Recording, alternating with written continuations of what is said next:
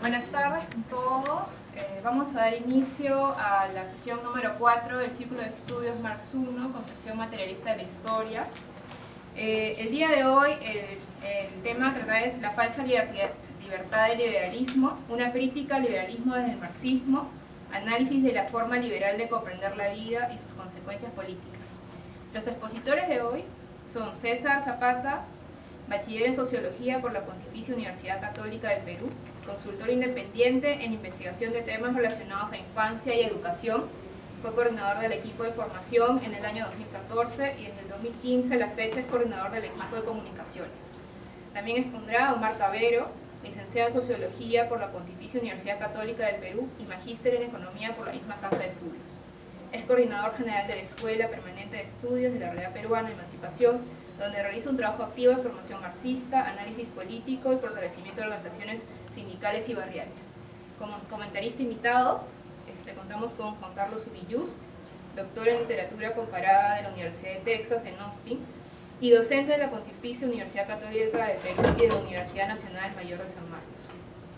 Bien, a continuación le damos la palabra a Omar Cavero para que inicie la exposición del grupo. Gracias.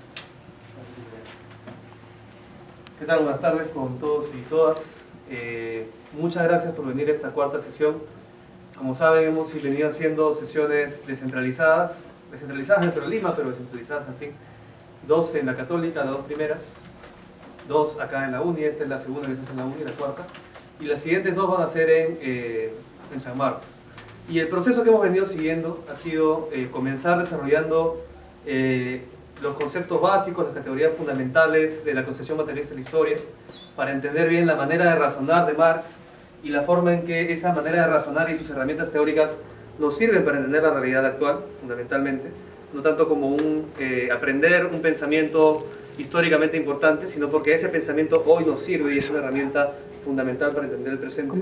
Y a partir de esta sesión vamos a utilizar ese razonamiento construido, esas categorías teóricas, para hacer críticas puntuales, para hacer análisis puntuales con esas categorías. Hoy día vamos a dedicarnos a desarrollar una crítica al liberalismo. La siguiente sesión se va a criticar a la forma convencional de hacer ciencia o construir conocimiento en el marco de la teoría crítica. Y en la última vamos a analizar la política.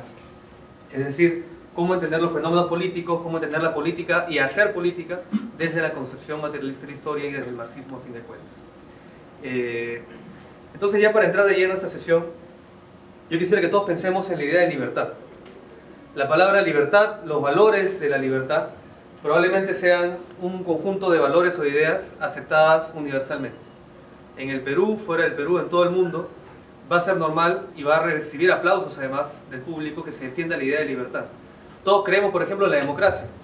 Creemos en que la democracia es la mejor manera de gobierno porque garantiza la libertad de los ciudadanos. Ciudadanos libres, iguales, en el marco de una sociedad, de un Estado, donde esos ciudadanos están protegidos frente a todo tipo de abuso. ¿No? La idea misma de ciudadanía también apela a la libertad, a creer que y apostar porque el ciudadano se proteja frente a cualquier tipo de imposición externa y cuide, por lo tanto, aquello valioso que le permite ser y estar en el mundo de manera auténtica, de manera libre. ¿Sí? Y finalmente, cosas tan sencillas como pensar en que nuestra manera de pensar, nuestra manera de concebir el mundo, nuestro fuero interno es distinto al fuero público. La diferencia entre lo privado y lo público, es decir, bueno, nadie tiene que decirme cómo debo pensar, nadie tiene que decirme qué debo hacer, se asocia a la idea de libertad también. Bien. Junto a esta idea de libertad también hay cierto sentido común que lo que nos dice es que desde el socialismo, y nosotros somos una escuela que se considera socialista, tenemos un círculo marxista, ¿sí? Se dice que desde el socialismo hay una mayor atención a la igualdad frente a la libertad. No sé si han escuchado esto. Es decir, socialista, de izquierda, defiende la igualdad frente a la libertad. Y está esta vieja oposición, digo vieja porque, digamos, se utilizaba mucho en los años 40, 30, de pan y libertad. Es decir, en un caso el socialismo sería pan sin libertad, el capitalismo sería libertad sin pan, y ahí salió el APRA diciendo pan con libertad, y está ese mural grande que está en la Casa del Pueblo de Alfonso Ugarte. Sí. Bueno, hay esta idea, este sentido común de oposición entre igualdad y libertad, y que los socialistas seríamos por la igualdad y contra la libertad. ¿Sí? Y entonces, en general, lo que existe, y no me dejarán mentir, más o menos en los sentidos comunes de la gente, de la política, de los distintos sectores sociales, hay una igualdad entre liberalismo y libertad. Es decir, se nos lleva a creer que la manera de defender la libertad es siendo liberal.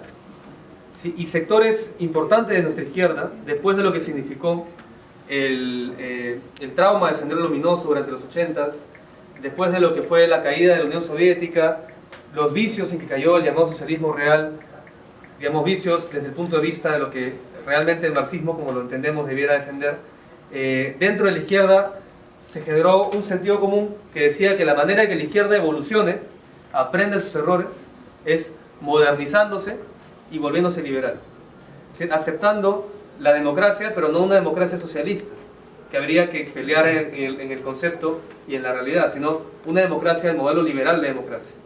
Aceptando, por ejemplo, ya no, digamos, dejando de lado el marxismo, la lucha de clases y comenzando a pensar en el pluralismo, la diferencia descentralizada de intereses y una democracia donde todos los intereses deben tener un lugar. ¿Bien?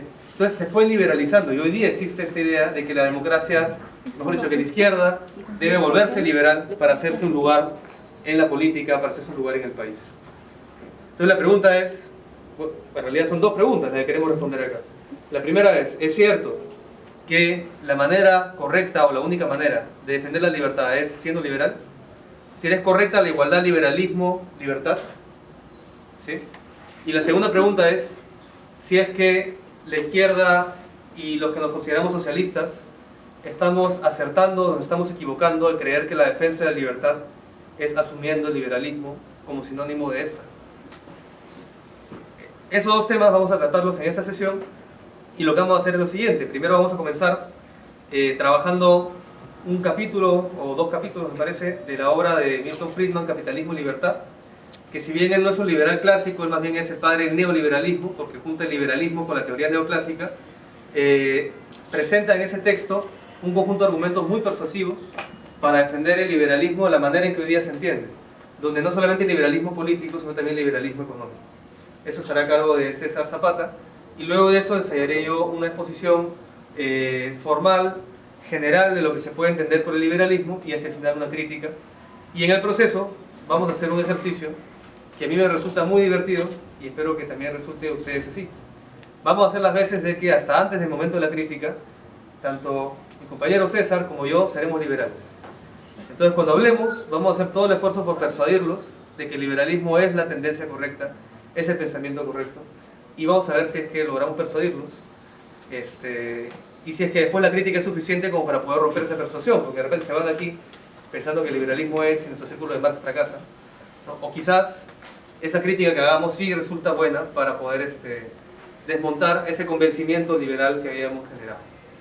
Y lo hacemos así porque creemos que la mejor manera de criticar una teoría, un pensamiento es exponiéndolo lo más fiel posible. No es fácil pelearse y ganar a caricaturas. Uno construye una caricatura a la medida de su crítica y la destruye y se siente pues un triunfador. No, lo mejor es pelearte con algo que no es una caricatura, sino que lo más fiel posible, que te persuadas incluso a ti mismo, pero que después tú tienes herramientas críticas para poder superar. ¿Bien? Entonces, sin más preámbulo, le doy la palabra a César Zapata.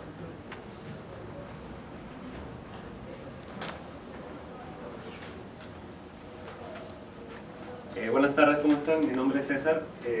Yo voy a empezar a exponer la lectura Capitalismo y Libertad, los dos primeros capítulos de este libro que es de Milton Friedman, como ya había explicado Omar. Milton Friedman es un economista, fue un economista importante para el neoliberalismo, ¿no? ¿Por qué? Porque, como también había dicho Omar, él junta dos cosas: la teoría liberal, ¿no?, en lo político, y también la teoría económica. Y eso va a tener importantes implicancias. ¿Por qué? Porque Milton Friedman no solamente era un académico, él era un docente universitario en la Universidad de Chicago, pero él también ha sido un difusor importante de lo que hoy conocemos como neoliberalismo. Él se paseó por el mundo, tiene libros de difusión sobre la materia, y se paseó por el mundo, especialmente en épocas de crisis, para poder difundir este modelo como un remedio ante precisamente esas crisis que se habían generado, o casualidad, en el mundo, pero también a finales de los 80. Entonces vamos a comenzar. Capitalismo y Libertad es un libro que se publica en 1962. Y vamos a ver nosotros dos partes. La primera, vamos a colocar aquí. Bueno, la primera idea que vamos a desarrollar es precisamente el primer capítulo, que es la relación que existe entre economía y política.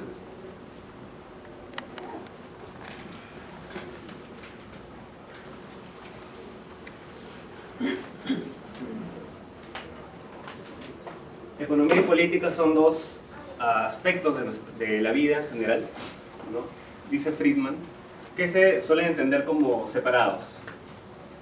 Lo que él va a sostener en esta parte es que no están separados, de que están íntimamente relacionados. ¿Qué es lo que busca la economía?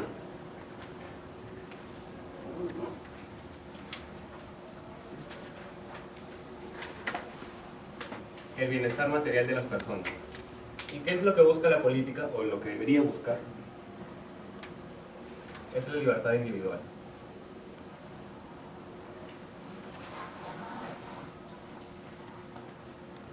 ¿Cómo aseguramos que estas dos cosas realmente tengan una cierre en la práctica?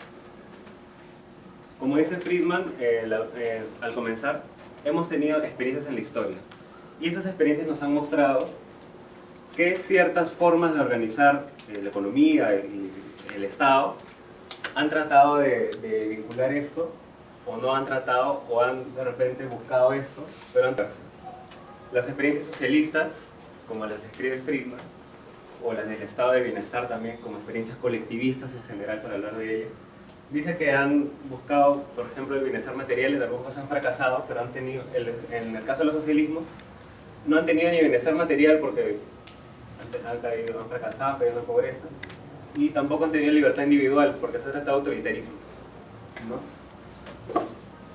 Y en el caso de los estados de bienestar, han caído en crisis, ¿no? También. Entonces, ¿cómo hacemos?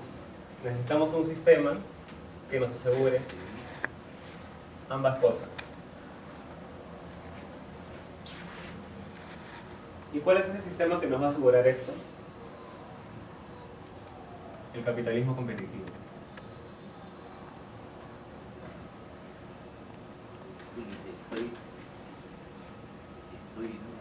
Ahora, ¿cómo vamos a sostener esta idea de que el capitalismo competitivo es el único sistema que pueda asegurar ambas cosas a la vez, sin autoritarismos y tratando de asegurar el bienestar de todos? Friedman parte de una idea importante.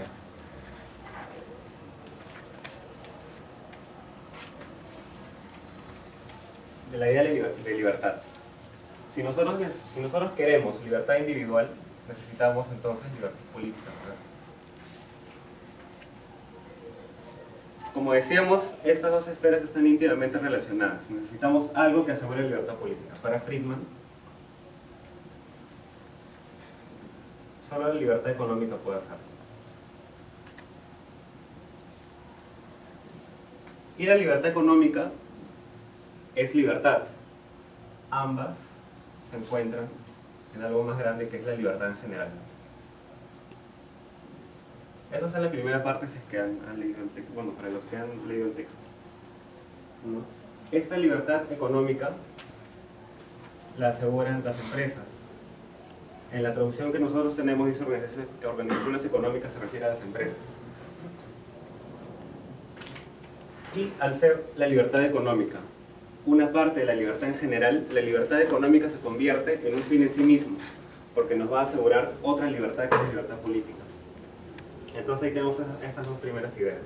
La libertad económica, que se ejerce a partir de las empresas, la asistencia de las empresas, que son las que la aseguran, y la libertad económica como un fin en sí mismo, como parte de la libertad. Entonces, aquí estamos buscando algo muy importante, que es la no coacción del individuo. Necesitamos un sistema que no coacte a los individuos, ¿sí? Y eso es lo que Friedman llama una sociedad libre, ¿no? Donde ya aseguramos estos elementos y aseguramos que también la libertad económica sea la que asegure a su vez la libertad política. Los ejemplos que da al comienzo son el tema de los viajes, por ejemplo, ¿no? Él dice que, bueno, Finalmente, si es que a mí me prohíben viajar al extranjero porque hay una crisis, o porque el extranjero, el país de destino, tiene una ideología diferente a la que mi país tiene, y yo no puedo viajar, que es el caso de la Unión Soviética y Estados Unidos en ese tiempo, finalmente, al fin y al cabo, no puedo viajar, es una limitación, entonces no puedo ejercer mi libertad política. Y así da otros ejemplos. Un ejemplo aquí, fue el caso de las AFPs, no sé si recuerdan, lo podríamos acceder, ¿no? ¿Qué dicen algunos liberales? Bueno, finalmente es mi dinero, yo puedo optar, ¿qué hago con mi dinero? Tengo que ejercer mi libertad política, pero tengo que asegurarme, a partir de un sistema que me permita ejercer eso. No importa cuál sea, pero tengo que hacer algo con mi dinero.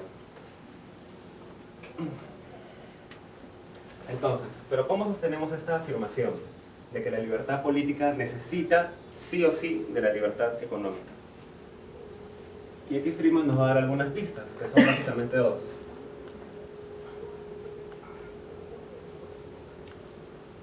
Uno, tenemos a la historia como evidencia. ¿Qué es lo que tenemos en general? En el desarrollo de la historia hemos pasado desde la miseria, ¿no? Desde la servidumbre, hacia un estado de bienestar material, ¿no? O un estado de bienestar en general. Un estado de bienestar. Me refiero a un estado general de bienestar, no dos estados de bienestar. Claro, esto no ha sido lineal, no ha sido así de simple, ¿no? Ha habido sus altibajos, dice Friedman. No es que hayamos pasado así nada más de un estado de miseria, servidumbre y bienestar, sino más. Ha habido diferentes formas de organizar las diferentes sociedades, ¿no? ¿Y cómo es que hemos pasado de la miseria y servidumbre al bienestar? ¿Recuerdan los que han leído el texto? ¿Qué es aquello que nos ha hecho pasar de un estado así al otro? El mercado, es lo que dice Friedman.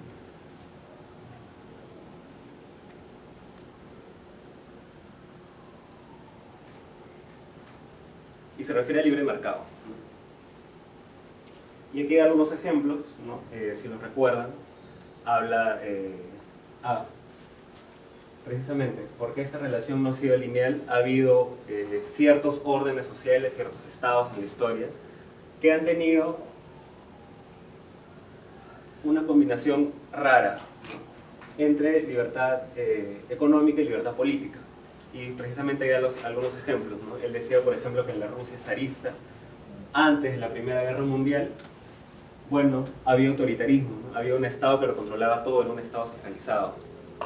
Pero había una forma de organizar la sociedad que era a partir de organizaciones económicas también de empresas, ¿no? Igual como la Alemania nazi, ¿no? También tenían empresas. Entonces, claro, teníamos autoritarismo, que es un Estado que controlaba bastante la acción individual, pero permitía las empresas. Por lo tanto, uno podía cambiar de trabajo libremente, ¿no?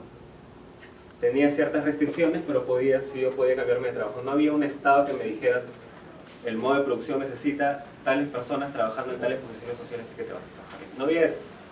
No, eso es lo que argumenta Friedman, ¿no? Entonces, finalmente, así haya habido una rara combinación entre entre autoritarismos políticos y libertad económica. La libertad económica finalmente es la que ha primado porque ha dado mayores libertades a los individuos, a pesar de la organización autoritaria. Dice Friedman también que esta relación no ha sido lineal porque en la historia también hemos tenido una ideología particular que ha sido la del liberalismo anterior, ¿no? El liberalismo clásico, ¿no? Menciona el nombre de Bentham. En realidad Bentham era más un utilitarista, pero a lo que se refiere Friedman es que se ha utilizado la libertad política para asegurar la libertad económica. Es decir, esta relación fue al revés, ¿no? Que es lo que se planteaba el liberalismo político. Necesitamos darle a la mayoría de gente, ¿no? O al poder, a la población, la oportunidad de tomar elecciones, ¿no? Sobre su vida cotidiana. Y eso precisamente era el sistema político liberal, ¿no? entonces esta relación se invertía, ¿no? La libertad política era un medio para alcanzar la libertad económica, ¿no? Entonces el libre mercado resultaba ser una opción dentro de las reglas del Estado en una democracia liberal. Pero aquí hay un problema también que Friedman encuentra, ¿no? La historia no es suficiente, ¿no? Y pone en cuestión esto. ¿Qué pasa si solamente han sido puras casualidades? ¿Qué pasa si no es que necesariamente el bienestar haya venido a partir del mercado, sino que simplemente se han juntado los momentos de la historia y llegado a una casualidad? Digamos, una correlación que no necesariamente se debe al mercado, sino a coincidencias de momentos de la historia. Entonces Friedman va a encontrar algo más importante, ¿no? Que es la segunda explicación. Y ya es la relación lógica que existe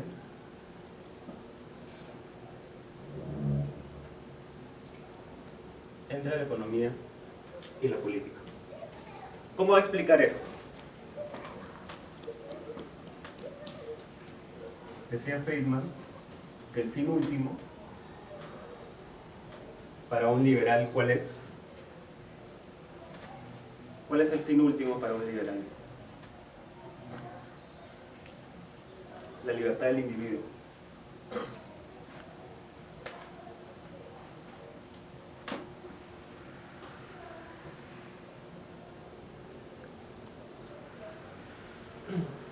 Sin embargo, este concepto de libertad también hay que precisarlo.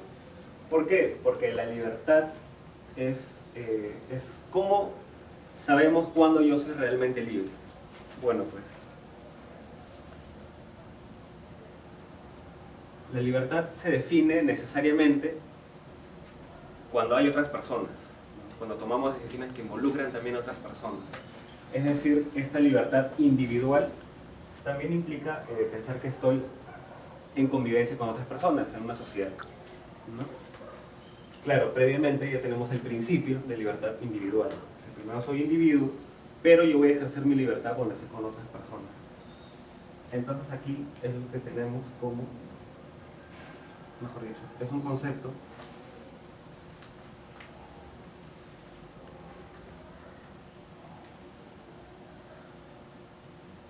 que implica relaciones entre personas. Si yo estoy en una isla, que es el ejemplo que da Friedman, si yo estoy en una isla y tengo ciertos elementos a mi disposición, bueno, que yo puedo coger uno u otro para sobrevivir, no me hace libre, porque estoy escogiendo. No me hace libre porque no hay nadie que me esté coactando, no estoy con otras personas.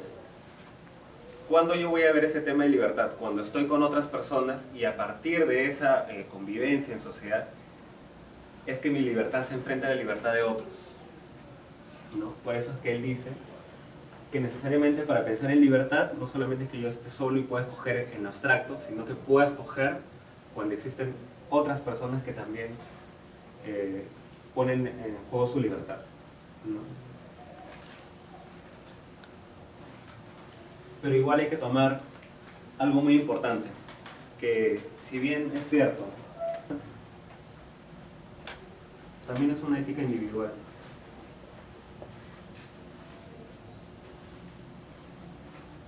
Es decir, cada persona va a tomar decisiones sobre su propia vida sin coacción de otra.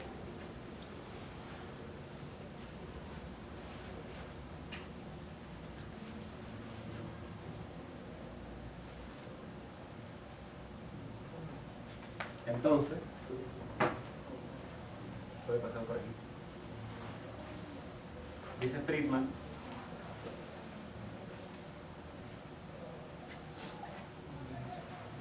que para sostener estas ideas, Friedman dice: un liberal concibe al ser humano como una persona, como un ser imperfecto, ¿no?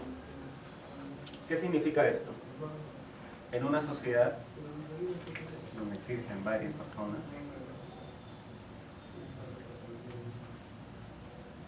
y estas personas están relacionadas por sus actividades cotidianas, necesitamos una forma de organización Y en general lo que busca una organización para una sociedad compleja es, bueno, que se haga el bien, procurar que se haga el bien, pero también evitar que se haga el mal, es lo que dice él, ¿no? Pero esos conceptos también son relativos, ¿no? Porque como estamos en una sociedad compleja, lo que yo haga y para mí esté bien, para otros puede estar mal, si es que entran en contradicciones las libertades, ¿no? O también las formas de ver el mundo, ¿no? No necesariamente, por ejemplo, hacer una actividad que cuestione el status quo, para algunos puede estar bien porque implica cuestionarse, reflexionar mejor, ¿no? Buscar mejores soluciones, mientras que para otros puede significar una alteración del mundo que debería ser acallada porque pone en peligro el correcto funcionamiento de la misma, ¿no? Otros ejemplos que podríamos dar es, por ejemplo, el tema de la comida chatarra. Para mí está bien regular el tema de la comida, pero para otros está mal, porque es un tema de libertad. Yo escojo y tenemos que decir que los individuos sean responsables, ¿no? de su consumo, ¿no? Entonces, en una sociedad, lo que está bien y está mal es relativo, depende, o sea, no es algo universal, no es algo generalizable, depende de dónde lo veamos. Y esos son los problemas que nos genera tener, vivir en una sociedad, ¿no? Ahora, pero también hay otra cosa. En una sociedad, si tenemos múltiples personas y todas realizan actividades, ¿cómo hacemos para coordinar esas actividades? ¿Cómo hacemos para que la libertad de cada individuo no entre en contradicción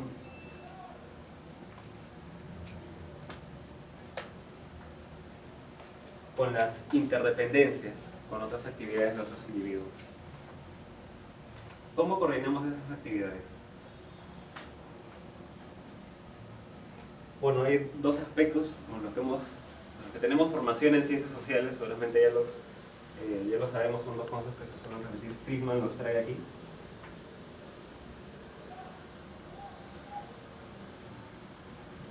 Uno es la división del trabajo, dice él. Yo hago una parte del producto, o yo hago un producto y otras personas hacen otros productos que podemos intercambiar. No todos podemos producir lo mismo. Y por otro lado, tenemos la especialización de función.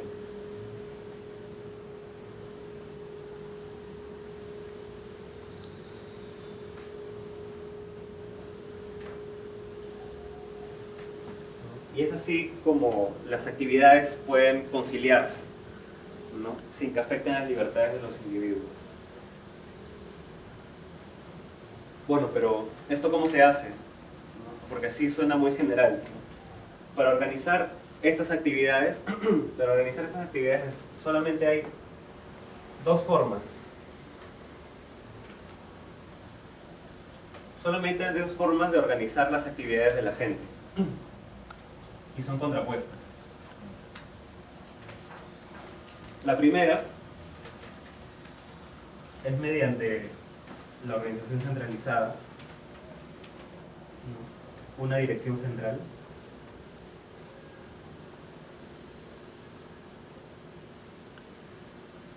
Lo que implica necesariamente el uso de la fuerza.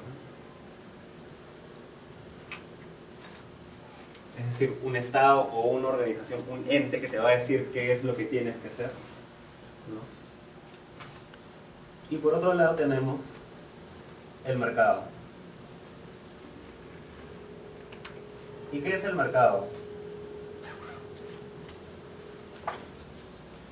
La cooperación voluntaria. No necesitamos un ente que nos diga qué es lo que tenemos que hacer ni en qué medida, ¿no? Sino que los individuos que están en esta sociedad y que van a realizar distintas actividades van a tener que entrar en relaciones voluntarias, hacer intercambios voluntarios de los bienes y servicios que tengan a su disposición para que la sociedad siga funcionando, ¿no? Y se puedan cumplir las necesidades de la gente, ¿no? Y por eso Friedman va a resaltar el carácter de voluntario que tiene el mercado y lo va a contraponer precisamente al uso de la fuerza, que es la característica que tiene la centralización, bueno, la dirección central de un ente.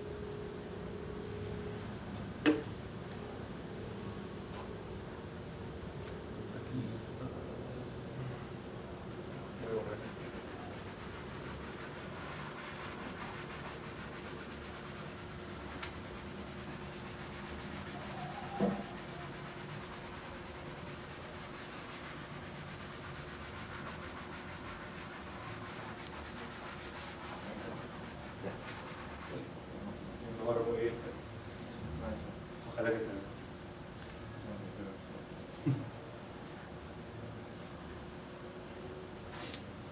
Bueno, estábamos diciendo que estas actividades funcionan por medio de los intercambios que se hacen a partir del mercado, ¿no? De una cooperación voluntaria. En los intercambios tenemos dos unidades domésticas, pueden ser dos individuos, pero también podrían ser más de uno, que intercambian bienes y servicios. Yo voy a intercambiar un bien que no tengo por otro que otra persona tiene y que está en capacidad de producir, ¿no? Si yo no tengo agua o no tengo cierto tipo de bienes y otras personas tienen comida, yo lo voy a intercambiar. Si no tengo ciertos insumos y otra persona los tiene, podemos intercambiar para así beneficiarnos mutuamente. Entonces, si es que yo cumplo o satisfago mi necesidad a partir de un intercambio y la otra persona satisface su necesidad a partir de ese mismo intercambio, entonces lo que subyace aquí es el beneficio mutuo.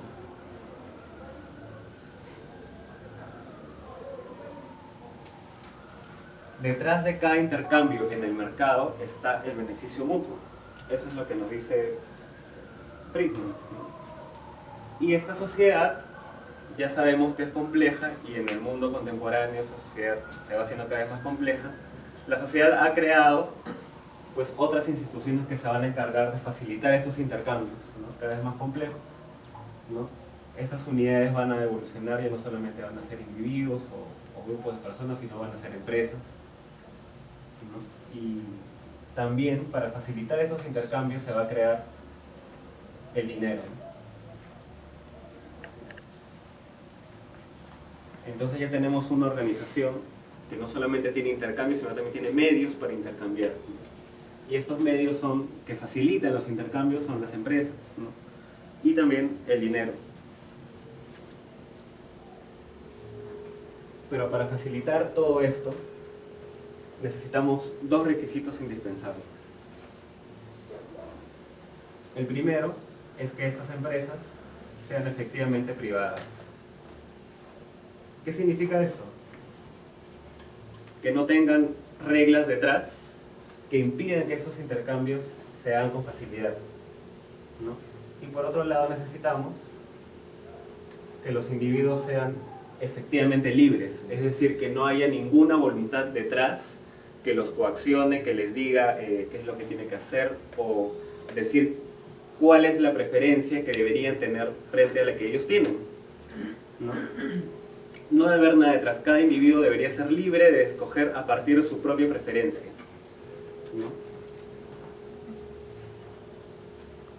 Y entonces el mercado también cumple otra función, que es otra función también muy importante. Como estos intercambios se dan a nivel individual, facilitando el beneficio mutuo de las personas, eso también va a dispersar el poder político. ¿Y cómo lo va a dispersar? Bueno, nos da un ejemplo.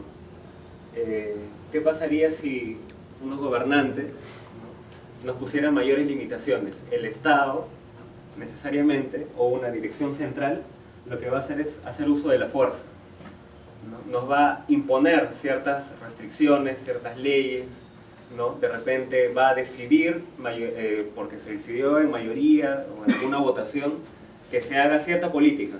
Y no a todos nos va a convenir porque vivimos en un mundo heterogéneo, ¿no? ¿Qué es lo que va a hacer el mercado? El mercado, al hacer esas transacciones, que no solamente pueden ser bienes, sino también pueden ser servicios, lo que va a hacer es facilitar esa tarea, ¿no? Ya no voy a tener que recurrir a alguien, a una instancia, a un ente que me diga qué es lo que yo tengo que preferir, porque yo puedo preferirlo a partir de mis intercambios, ¿no? Y bueno, también hay otro ejemplo interesante, que dice, no hay ningún problema si es que hay muchas empresas, si es que hay muchos millonarios, pero si hay un problema importante, eso significa que hay libertad económica, pero si hay un problema importante, si es que tenemos muchas autoridades que nos dicen por aquí y por allá qué es lo que tenemos que hacer, ¿no? Entonces el mercado ya no solamente cumple una función de beneficio mutuo para los individuos, sino también que dispersa el poder político. Le sirve de contrapeso. Mientras menos se tenga que decidir desde el Estado, mejor.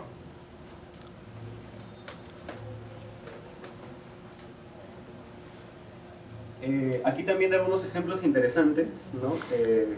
Uno de ellos es el financiamiento de la disidencia, por ejemplo.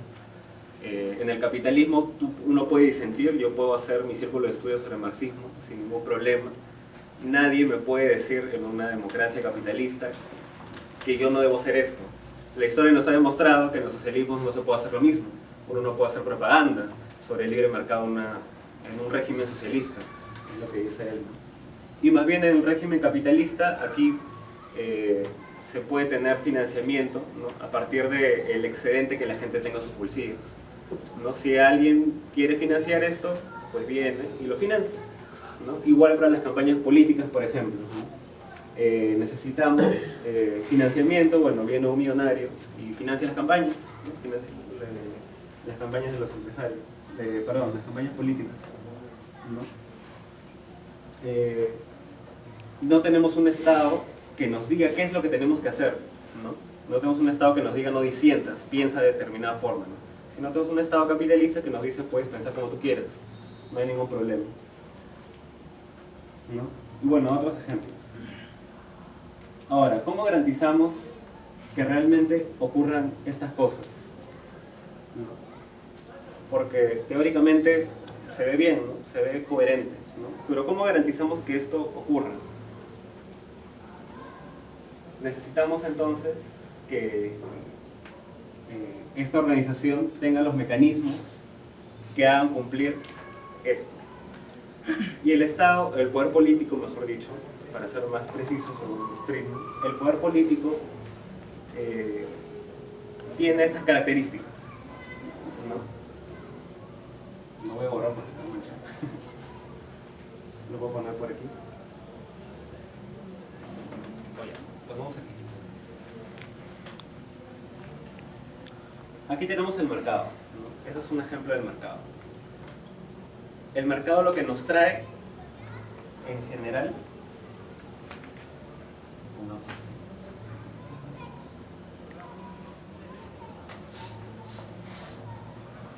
el mercado lo que nos trae es lo que Friedman llama unanimidad sin conformidad. Es decir, que estamos nosotros satisfechos con los intercambios que hacemos individualmente, ¿no? Sin que tengamos que conformarnos con lo que manda una mayoría. Nuestros intercambios personales, individuales, son los que nos satisfacen. Pero ¿qué pasa con el poder político? En el poder político, el Parlamento, por ejemplo, o los consejos locales, se toman decisiones. Y esas decisiones pueden afectarnos. Si es que se decide por una mayoría para que se haga X, y yo prefiero que se haga Y, este Estado, este poder político no me está representando. Y tampoco representa a Z ni a las demás, que son minoritarias. Lo que nos trae el poder político es la conformidad sustancial. ¿Qué nos queda? Nos conformamos con lo que ha decidido quien representa a la mayoría, ¿no? Y esto tiene un problema grande. Este es el poder político. Tenemos esas dos cosas, el mercado y el poder político. Eso tiene un problema muy grande, que tengamos estas dos cosas. ¿Por qué? Porque si tenemos el poder político donde manda una mayoría, o la representación de una mayoría, pues se pueden crear conflictos, ¿no? Por ejemplo, ahora lo que hemos tenido en Gran Bretaña, ¿no? Hay gente que dice que sí y que no. Si es que no se hubiera tenido la opción siquiera de decidir si nos vamos o nos quedamos de la Unión Europea, no nos habríamos creado conflictos. ¿Qué es lo que ha pasado acá en el Perú? Igual se crean conflictos porque se crean decisiones políticas que hacen elecciones, que hacen opciones antagónicas, ¿no? O diferentes en todo caso, ¿no? Y crean conflictos. La sociedad termina conflictuada. Conga va o Conga no va, por ejemplo. Si no se hubiera tenido que decidir eso a nivel político, sino directamente desde el mercado, no habría este conflicto entre gente que diga Conga va y no se habrían tenido que pelear de repente con sus familiares para que decían si va o no. Si su familiar decide si va y yo digo no va, nos estamos creando conflictos por las puertas, ¿no? Hay cosas que no se tienen que decidir por política, ¿no? Y más bien lo que hace es crear unos conflictos, divide la sociedad, ¿no? Ya voy a acabar, ¿no? Entonces, esto nos trae una conclusión interesante, ¿no? A mayor amplitud del mercado, menores decisiones políticas. Si extendemos esto a otras actividades, ¿no? Por ejemplo, si el Estado tiene que decidir sobre mi educación, ¿por qué el Estado tiene que decidir sobre mi educación? ¿Por qué tiene que hacer políticas para colegios públicos? Yo puedo escoger el colegio que me dé la gana, ¿no? Puedo escoger colegios privados, por ejemplo. Mientras menos Estado, mejor, ¿no? Porque nos da mayor oferta educativa, por ejemplo. Y así sucesivamente para otras actividades, ¿no? Entonces, a mayor amplitud del mercado, menores decisiones políticas que se tengan que hacer, forzando divisiones sociales, ¿no? Y mientras menos decisiones, pues mayor unanimidad, como decimos ahí, menos conflicto y sobre todo mayor libertad. Porque si ya tenemos capacidad de decidir sobre nuestras vidas, sobre nuestras preferencias, es porque ha habido una libertad económica, ha habido libertad de dar condiciones para que exista diferente oferta.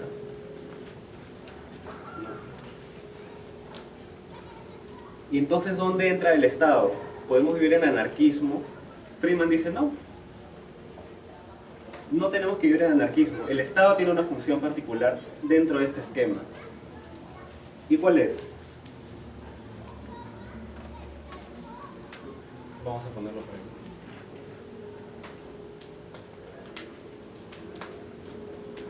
El Estado debe garantizarnos tres cosas importantes. Uno, mejor dicho, nos va a establecer las reglas. El Estado tiene que darnos reglas, sobre todo, para poder garantizar que esto se cumpla. Y aquí vienen las tres cosas importantes. La primera, un marco que nos permita modificar estas reglas.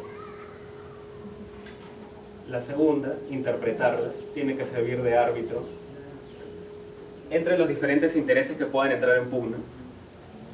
Y para eso tienen que interpretar estas leyes. Y sobre todo, hacer cumplirlas. ¿Por qué? Porque hay individuos que no necesariamente van a querer cumplir los contratos, ¿no? Los intercambios que se hagan. Entonces el Estado tiene que obligar a que efectivamente se hagan, que se cumplan los contratos, que se cumplan los compromisos que se han hecho en un intercambio. Y para esto necesita previamente definir qué es la propiedad privada.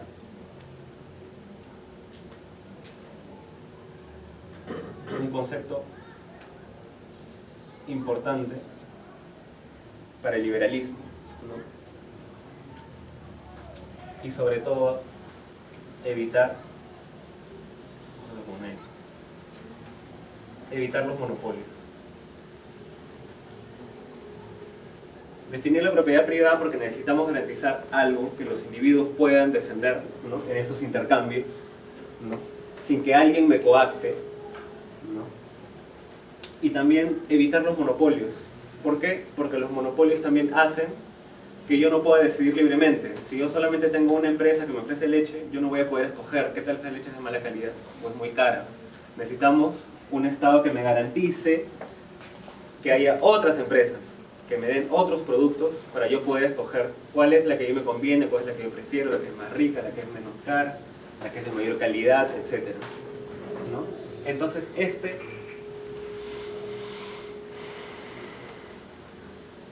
es el papel que debe tener el Estado en un libre mercado, para garantizar que efectivamente se cumpla mi libertad individual, ¿no? A partir de un marco donde yo pueda intercambiar libremente mis servicios, que implican también el trabajo, ¿no?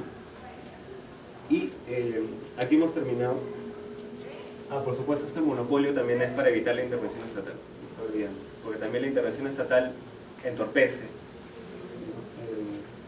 Si es que tengo un monopolio y lo tiene el Estado, va a ser mucho más difícil cambiarlo. En cambio, si yo tengo un monopolio que es privado, igual. Simplemente abro el mercado para que ya no exista ese monopolio. Es decir, lo privado siempre me da mayor cabida para poder ejercer mi libertad, ¿no? Y aquí hay una conclusión importante, ¿no? Entonces, si yo quiero asegurar que este capitalismo competitivo funcione, necesito asegurar dos cosas. Esta primera, que es el mercado,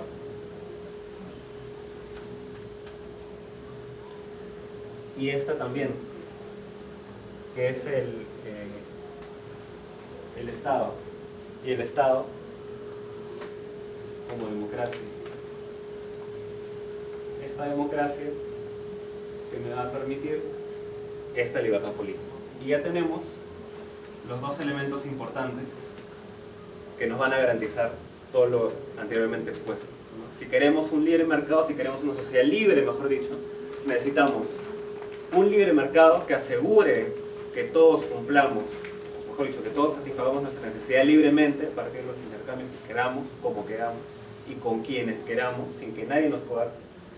Y un sistema estatal, una democracia, que defina cuáles son los límites que tenemos para ejercer estas libertades, ¿no? Que nos ponga reglas y que, por supuesto, las haga cumplir. ¿Hay alguna duda hasta aquí? Todos han dicho así. Muy bien. Nos hemos convencido, ¿no? Bueno, hasta aquí mi exposición. Muchas gracias.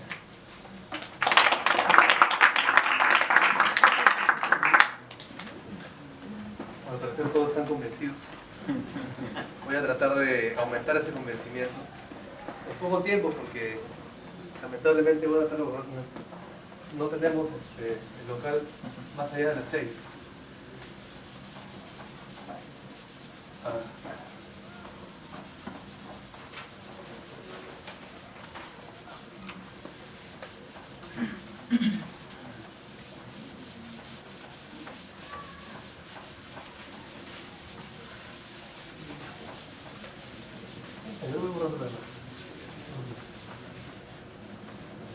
A ver, si uno lee a los distintos autores liberales, sea autores clásicos como Adam Smith, o por ejemplo más tirados a la ilustración y al germen del liberalismo político como Locke o mismo Hobbes, o más adelante autores como Friedman, y hoy día a columnistas y digamos, opinólogos locales que también se reconocen como liberales. Ahí en la bibliografía pusimos algunos textos de Segarra, ¿no? Gonzalo Segarra, de Semana Económica. También está un video que le pasamos de Enrique Gersi, que es un liberal peruano muy conocido, y de otros más. Va a encontrar que en general hay un consenso entre los liberales sobre dos ideas fundamentales. La primera es la idea de individuo, y la segunda, la idea de libertad.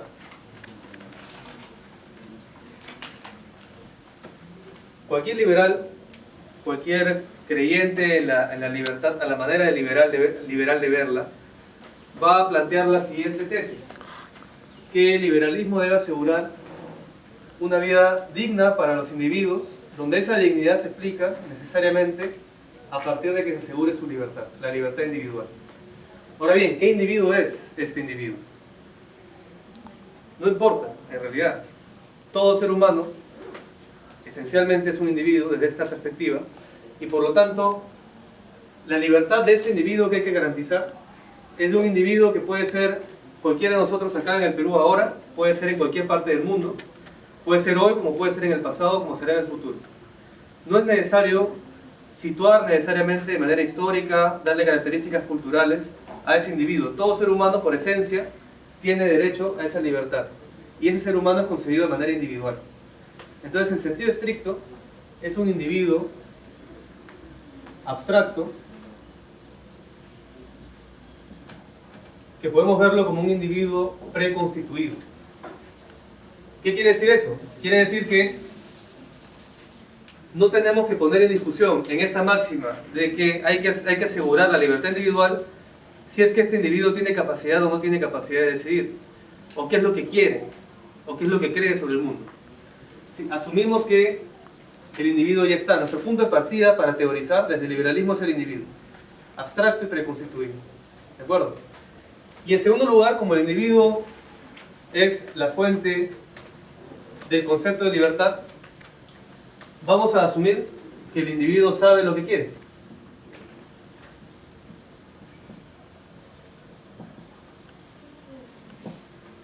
Ustedes, queridos amigos, ¿saben lo que quieren o no? O tiene que venir algún intelectual ilustrado a decirles qué es lo que quieren. Y si quieren ustedes consumir, no sé, televisión, que algunos llamarán basura y quieren ver, no sé, combate todos los días, viene alguien a decirles, no, tú estás siendo ideologizado, estás lavando el cerebro en la televisión, y ustedes qué van a decir, bueno, yo tengo todo derecho a, si me da la gana, pongo ese canal, lo cambio. ¿Quién es usted para venir a imponerme un contenido? Yo sé lo que quiero. Si tú quieres esa hora, en vez de ver combate, ponerte a leer a Marx, tu problema. ¿Sí? Cada quien sabe lo que quiere. Si yo tengo 10 soles en el bolsillo y es hora de almuerzo, lo correcto sería que con esos 10 soles vaya a almorzar. Pero si yo quiero pues, comprarme una cerveza y no almorzar, el médico me va a decir, oye, pero mira, te puede hacer daño, te puede dar gastritis. Gracias por la información, pero yo decido. Yo sé lo que quiero. Necesito la información para poder decidir acertadamente, pero yo tengo, digamos, el control de mi decisión. Entonces, el liberalismo a partir de esto, de asumir a un individuo preconstituido, abstracto, y que sabe lo que quiere. En economía esto aparece con la máxima de la elección racional. Los individuos son racionales. ¿Qué es lo que buscan? Maximizar su utilidad y minimizar su costo. Maximizar beneficio y minimizar costos. Si uno decide de acuerdo a lo que tiene al frente y quiere maximizar su propio beneficio. Y la libertad, por lo tanto, que es la libertad de este individuo, va a ser una libertad basada en esto, que es lo que quiere. Es decir, el individuo va a lograr su libertad en función de su propio deseo. El individuo busca su interés, busca lograr su deseo, su voluntad, y en la medida en que lo logra es libre. No tenemos que discutir desde el liberalismo el contenido de esa libertad. La libertad no va a significar que se alimente, que se vista, que lea determinada literatura, que no lea otra cosa, que haga tal o cual cosa. El contenido concreto no es fundamental para entender la libertad, desde el punto de vista liberal.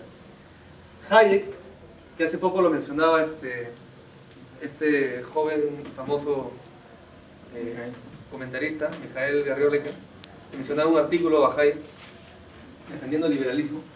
Hayek lo que dice, bueno, la libertad hay que plantearla de manera negativa. Es decir, es la libertad en el sentido de lograr lo que yo quiera, pero sin pisotear a otro. Pero el contenido de esa libertad es necesariamente formal. Es decir, es una condición. Yo lo que voy a buscar es generar condiciones para que los individuos decidan, logren su libertad, es decir, logren su propio interés, lo que quieren, ¿bien? Pero no tengo por qué discutir el contenido concreto, la libertad sustantiva, sino la libertad formal.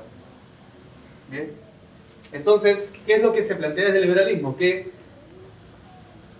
como no podemos decidir nosotros qué es lo que el individuo debe querer o no, porque sería impositivo y coartaría su libertad, entonces nuestra fuente de moralidad, de lo que está bien o está mal, debe ser el individuo mismo.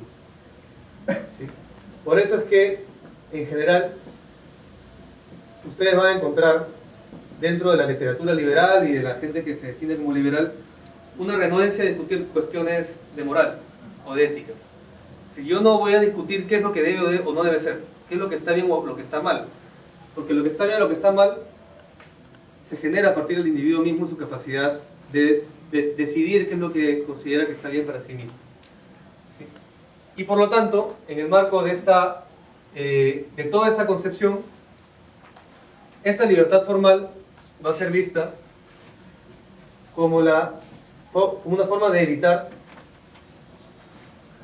la coacción. ¿Sí? Coacción en el sentido abierto de violencia o coacción en el sentido de contenido. Es por esa razón que hay una relación, digamos, de rechazo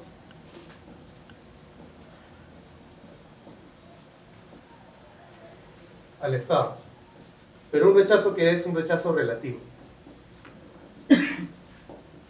Es curioso, un liberal en general tiene un punto de coincidencia con el leninismo, aunque no parezca. Una adivinanza, ¿no? ¿Qué tienen en común un liberal y un leninista? Vamos a hacer un juego así.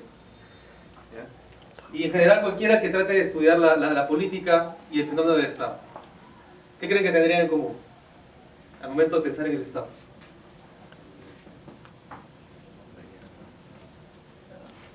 En que la concepción del Estado es violencia. ¿Sí?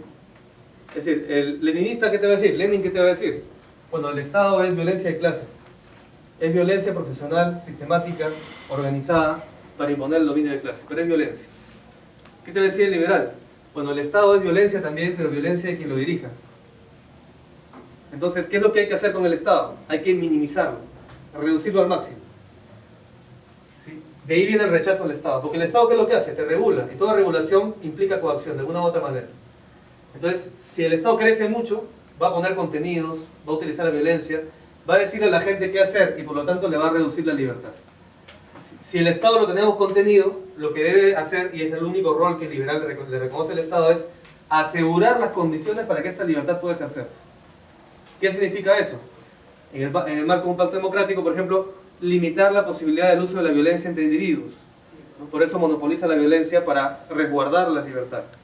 Si alguien va y me golpea, o alguien va y asesina a mi vecino, el Estado usa la violencia para limitar que esa transgresión se generalice. Entonces cuida la libertad de los individuos. Si alguien va y se mete a mi propiedad privada, ¿no? Y me roba, yo tengo un supermercado y alguien entra y lo saquea, yo apelo al Estado para que defienda la propiedad privada y defienda mi supermercado, porque es mi propiedad. ¿De acuerdo? Entonces el Estado es un garante de la libertad. Entonces, ¿cuál sería en el marco de estas tesis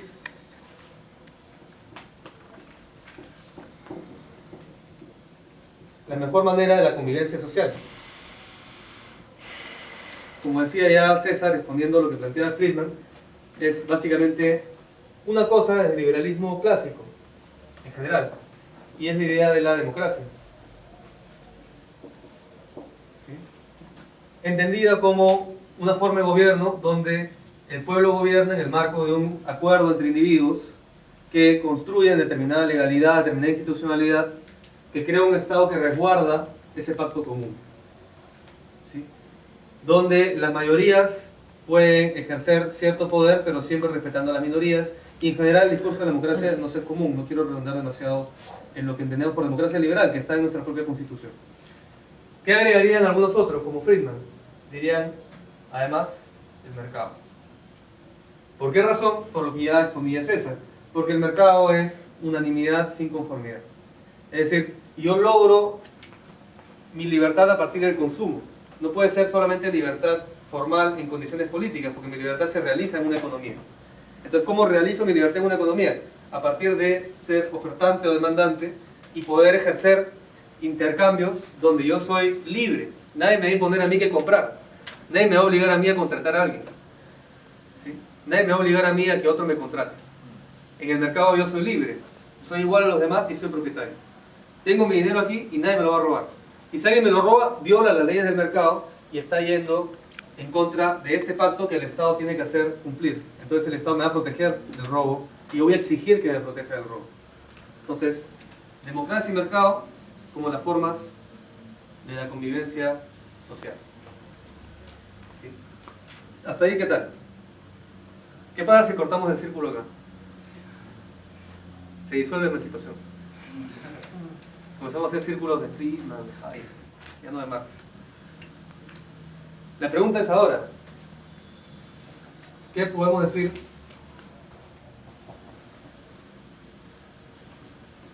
desde el marxismo?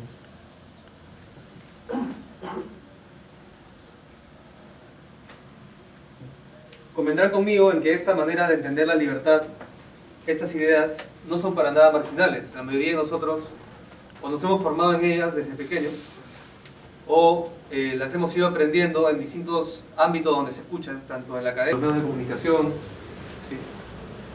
Estas son las ideas dominantes hoy. Por cierto, ¿no? Por supuesto, quiero decir, hay sectores que pueden ser criticados del liberalismo y son también poderosos el día de hoy. Pensemos en el fujimorismo. El fujimorismo es autoritarismo. Y ese autoritarismo, digamos, coacta la libertad, está en contra de esas tesis, entonces un liberal puede ser antifujimorista.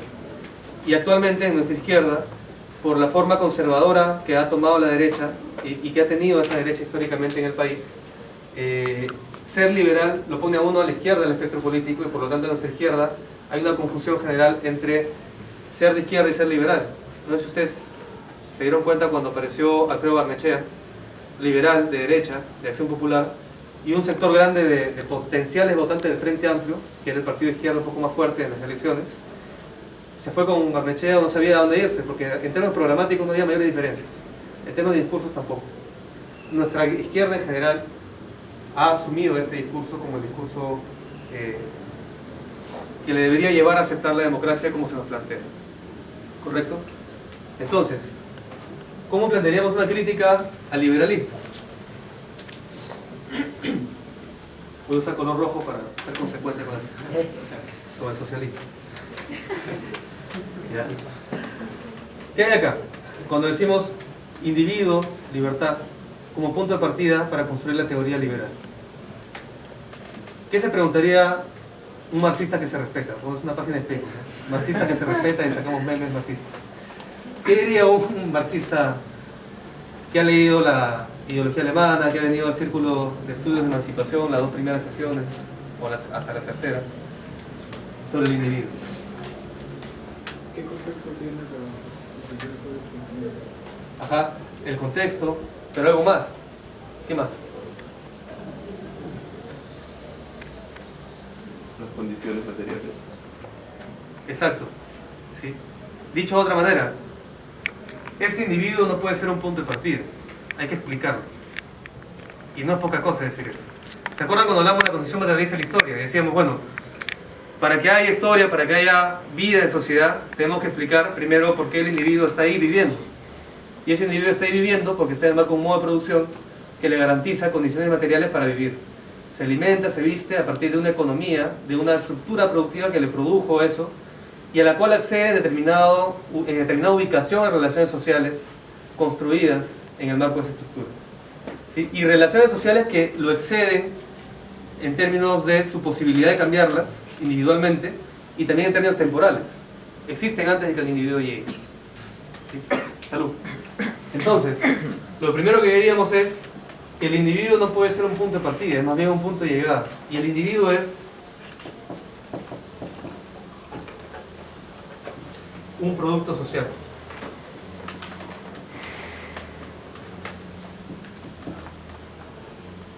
¿Se lee el color rojo? ¿Sí? ¿Seguros? Insistí en el rojo por un tema de filiación ideológica. ¿Ya? Es un producto social. ¿Qué quiere decir eso? Que lo que el individuo es, sus posibilidades de ser, ¿sí?, de actuar, su libertad, todo ello tenemos que explicarlo porque es producido socialmente. Entonces no podemos partir del hecho de que el individuo es abstracto y preconstituido. El individuo es histórico, está socialmente determinado. Tenemos que situarlo en una estructura de relaciones que no es solamente contexto, ojo, ni tampoco es solamente interacción. Uno no puede partir de una teoría en la cual se asume que los individuos pueden relacionarse, como el mercado nos lo muestra, a partir de ubicaciones aisladas, donde el individuo decide relacionarse y después puede decidir no relacionarse y vuelve a su isla. Como ironiza Marx en su crítica a Proudhon, es como si tuviéramos muchos Robinson Crusoe, que están en sus propias islas y de pronto deciden salir de ella para negociar con otros y vuelven a su isla. Eso es históricamente falso, sociológicamente incorrecto, no se sostiene ningún tipo de evidencia. ¿Sí? Los individuos estamos situados en relaciones y las relaciones nos conforman y nos producen. Correcto. En segundo lugar, es necesario pensar en cuáles son los recursos de la libertad. Y además en que la voluntad, lo que el individuo quiere, lo que cada quien quiere, está socialmente determinada. Ahora así el rojo murió. Esclavizado, valga la redundancia, está siempre en actitud rebelde, esperando el momento para escaparse, el momento para poder amotinarse y rebelarse. Había casos, pero en buena cuenta había también un proceso que llamamos de dominación ideológica, de ¿cómo aterrizarlo de manera sencilla? De enseñarle al dominado que la dominación es correcta y por lo tanto hacerla invisible, que puede hacer que el propio deseo del dominado sea seguir los mandatos del dominante, que el propio esclavo sienta que la esclavitud está bien. No sé si ustedes han visto la película Django de Tarantino. ¿Sí? Hay una figura del mayordomo, ¿se recuerdan? Un mayordomo afro que es esclavo y que hasta el final, incluso con su amo muerto, sigue defendiendo los intereses de su amo. Y no es una caricatura de ficción, o sea, esa figura está. Incluso hasta el día de hoy tenemos entre los trabajadores, a pesar de que hay dominación de clase, que hay explotación, el trabajador fiel que está más cercano a la patronal y que acusa a quien quiere formar el sindicato o quien traiciona a otros trabajadores porque se ha creído el rollo de que lo mejor es asumir su rol de trabajador y ser lo mejor posible, lo más productivo para recibir el aplauso, recibir la felicitación del gerente, del dueño de la empresa, etc. Entonces, la propia voluntad no puede ser solamente fuente de moralidad, porque también en la construcción de la voluntad hay algo que el liberalismo no ve por su propio punto de partida, que es el poder. Es decir, mi capacidad para lograr mi voluntad está en relación directa a los recursos a los cuales yo tenga acceso, y eso implica que yo me pregunte en qué posición tengo en la estructura productiva. Si yo soy capitalista y soy dueño de una empresa y tengo dinero, tengo muchísimo más poder que alguien que solamente tiene su fuerza de trabajo. Claro, en el mercado formalmente, en esta idea de individuos que interactúan, formalmente somos iguales. Yo no puedo obligar a que el otro trabaje por mí. Pero si vemos de manera agregada el fenómeno, veremos que hay millones de personas que no tienen capital y se ven obligadas, porque tienen que alimentarse, a vender su fuerza de trabajo para que otra persona les pueda dar esos bienes de consumo que solamente logran a partir de trabajar para otro. Y ahí no hay libertad posible. Entonces, el que tiene capital, que es parte de la clase capitalista, en una estructura de clases que el liberalismo no tiene cómo ver porque es parte del individuo, ¿sí? Ese que tiene capital tiene más poder. Bien. Si es que alguien tiene acceso a la universidad, tiene cierto poder simbólico, tiene alguna maestría, algún doctorado, etc., también tiene determinado poder. Y no va a ser igual la conversación entre alguien que tiene esa formación académica y el reconocimiento social de su formación con alguien que no la tiene y que se pongan a debatir. Entonces, ¿qué es lo que les quiero decir con esto? Que este punto de partida comienza a resquebrajarse cuando cuestionamos que el individuo sea un individuo abstracto, digamos, asumido como tal porque tiene que ser socialmente explicado, y al explicarlo podemos ver que hay división de clases, ¿sí? Y cuando vemos también que la libertad está sujeta a los recursos para ejercer la libertad, y que por más que el mercado nos vende la idea de libertad, igualdad y propiedad entre todos, cuando vemos cómo se producen esos recursos, no hay ni libertad, ni igualdad, ni propiedad. ¿Sí? Y en esa sociedad capitalista que Friedman defiende, que dice conformidad sin unanimidad, mejor dicho, unanimidad sin conformidad, ¿qué es lo que pasa dentro de la producción?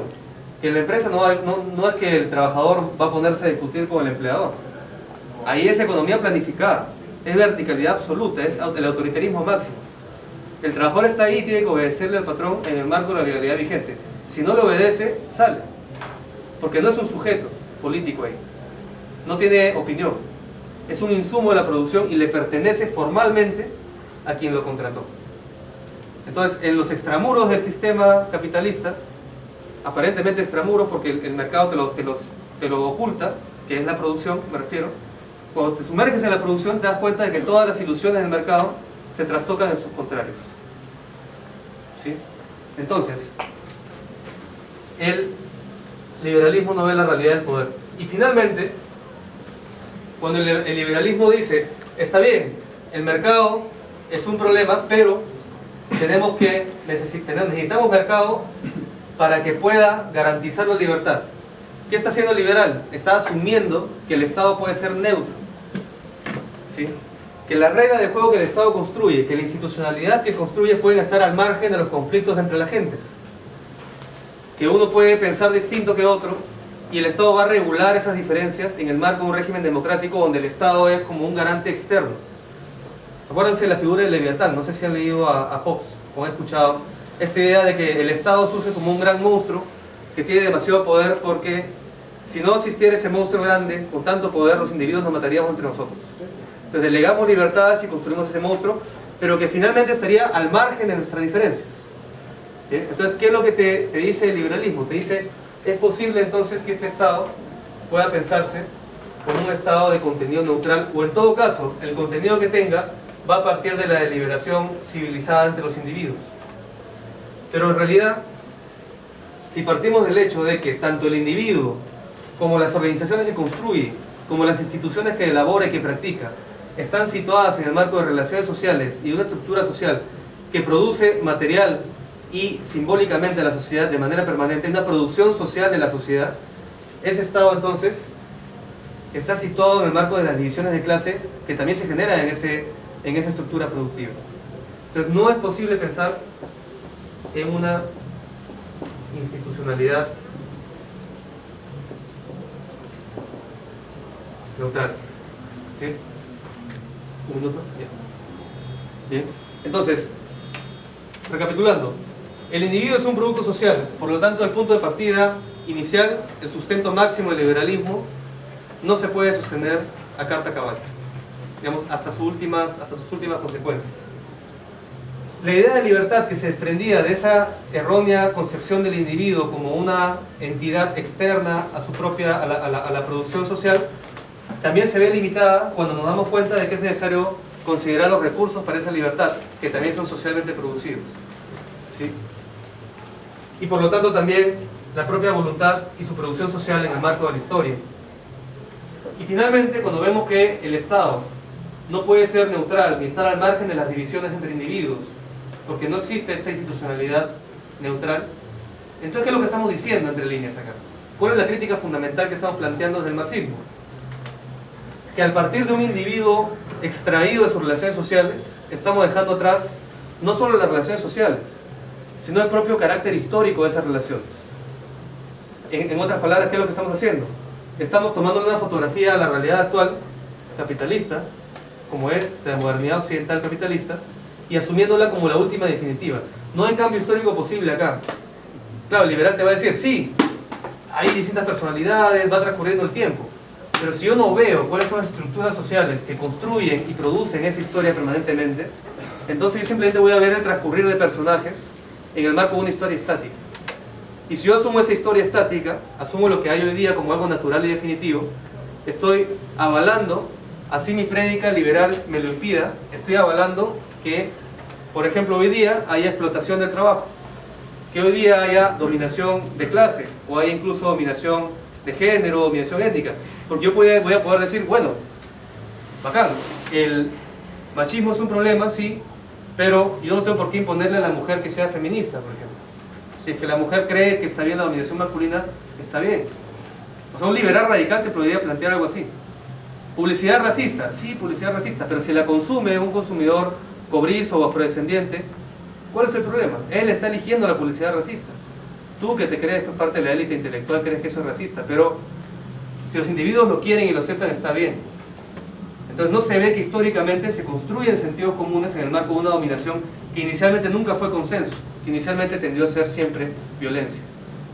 Entonces el liberal, por más que rechace las consecuencias del sistema que no ve y diga, no, está mal que haya violencia, y rechace las dictaduras, por ejemplo, o está mal que haya explotación extendida del trabajo de 10, 12 horas, su crítica es inofensiva, sino contradictoria. ¿Por qué razón? Porque es una crítica moralista.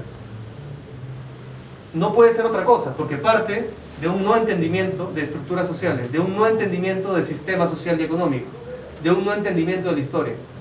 Entonces, asumir el liberalismo y defender la libertad, defender una idea abstracta de libertad que no le hace cosquillas a la libertad real que debe garantizarse entre los individuos, que parte de las condiciones materiales para ejercerla.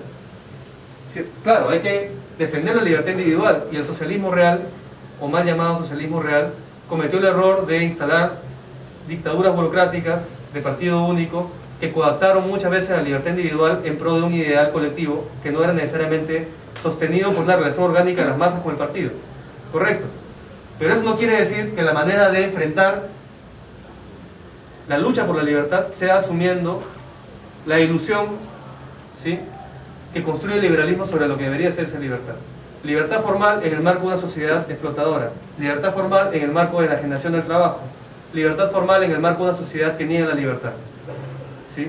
Y cuando veo que la libertad negada es evidente, es abierta, hay violencia, hay muerte, me repliego y la acuso y digo, no, abajo las dictaduras, no sé qué. Claro, pero que esas dictaduras son en el marco de un antagonismo de clase, donde determinada clase quiere barrer con toda oposición para imponer sus intereses. Y el liberal lo avaló todo el tiempo al no ver esto y al defender ese sistema. Entonces, hay una contradicción en el propio liberalismo que lo va a llevar constantemente a tener posiciones ambivalentes con dictaduras, con dominación de clase, y cuando hay contradicciones, digamos, cuando hay expresiones ya abiertamente violentas, dar un paso al costado y decir como PPK, vamos por la democracia, Keiko está por allá. ¿Sí? Entonces la gran pregunta es, y con esto ya cierro, disculpa si me he extendido, la gran pregunta es esta: dentro de las filas de la izquierda y dentro de las fuerzas socialistas, nos reconocemos socialistas, y aquí doy un mensaje a la gente que se reconoce en el campo popular y progresista, hace bien la izquierda en superar los errores del pasado, en aprender las experiencias históricas, asumiendo la defensa de la libertad como la plantea el liberalismo, o debiéramos partir de los orígenes y de los cimientos de una prédica socialista que en principio no es otra cosa que la defensa de una libertad real, que debe ser individual y colectiva a la vez, que debe ser libertad individual en el marco de relaciones que ya no son opresivas, de una emancipación social genuina. ¿Sí? Decía Fidel Castro, por ejemplo, y tengo que hacer el disclaimer de que yo no soy castrista, por si acaso. Decía Fidel Castro cuando cayó la Unión Soviética, oh, correcto, está bien, hay que hacer el balance en qué se equivocó la Unión Soviética, pero ¿por qué el avance tiene que ser como nos lo dicen los enemigos de clase? Como nos lo dice los errores de la Unión Soviética va a ser aceptando la agenda capitalista. La manera que nuestra izquierda se modernice es domesticándose, asumiendo un liberalismo que le hace dejar de lado todo tipo de herramienta teórica y política para desnudar el poder y la dominación, y por lo tanto para darle un arma poderosa a los pueblos para emanciparse y asegurar su verdadera libertad.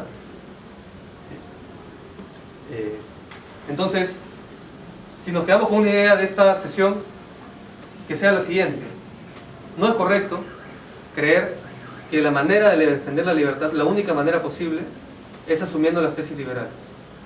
¿Sí? ¿Por qué razón? Porque el liberalismo, como lo hemos expuesto aquí, en su propio planteamiento original, en su planteamiento básico, parte de un conjunto de vicios teóricos que tienen consecuencias políticas que en la práctica coartan la propia libertad que dice defender. En ese sentido cumple todas las características de una ideología, que lo que hace es hacer invisible la dominación y por lo tanto llevarnos a la máxima resignación. Es decir, no es posible cambiar nada, porque no hay nada que cambiar. Bueno, ahí me quedo y vamos con los comentarios de Juan. Gracias.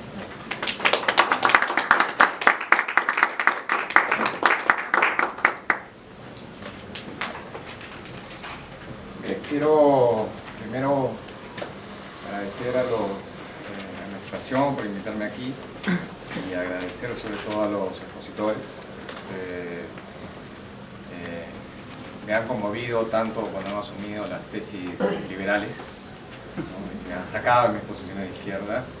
También les he agradecido cuando me han regresado a mis posiciones de izquierda, así que han hecho una suerte de ping pong emocional conmigo que se los agradezco bastante bien. Yo realmente estoy totalmente de acuerdo con lo que se ha dicho. No hay mucho más que pudiera agregar dentro de esta crítica que se ha realizado al liberalismo de Friedman. Es una, digamos, acá estaríamos manejándonos dentro de una crítica marxista a la ideología,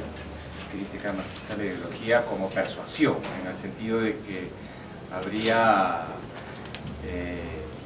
una mentalidad que estaría influenciada por el poder dominante, que instauraría ciertos conceptos en esta mente y por lo tanto el esclavo, por decirlo así, no estaría consciente de su condición de esclavo, sino que pensaría que es simplemente su posición en el mundo. digamos que el obrero estaría pensando que su situación es totalmente justa y bueno, todo por lo mejor. Pero el punto sería ver también, más allá de la crítica a Friedman, qué es lo que la gente cree, ¿no? Qué es lo que la gente realmente sostiene. O sea, yo me pregunto si la mayoría de gente, bueno, suponemos que la mayoría de gente no ha leído a Friedman, ¿no? Por supuesto, esas ideas tienen un rebote más allá de la academia, un rebote en los medios de comunicación, y más allá de los medios de comunicación.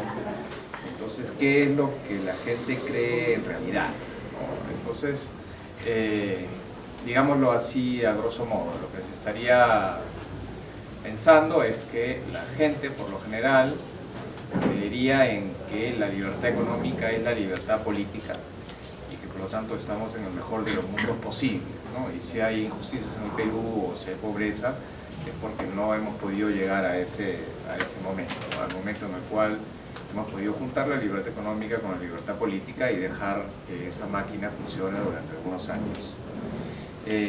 Entonces, digamos que esa podría ser una idea básica que tiene la gente, pero podríamos decirlo así, ¿no?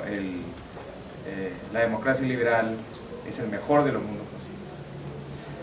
Ahora, estaba escuchando algunas conferencias de Alain Badiou en el contexto europeo.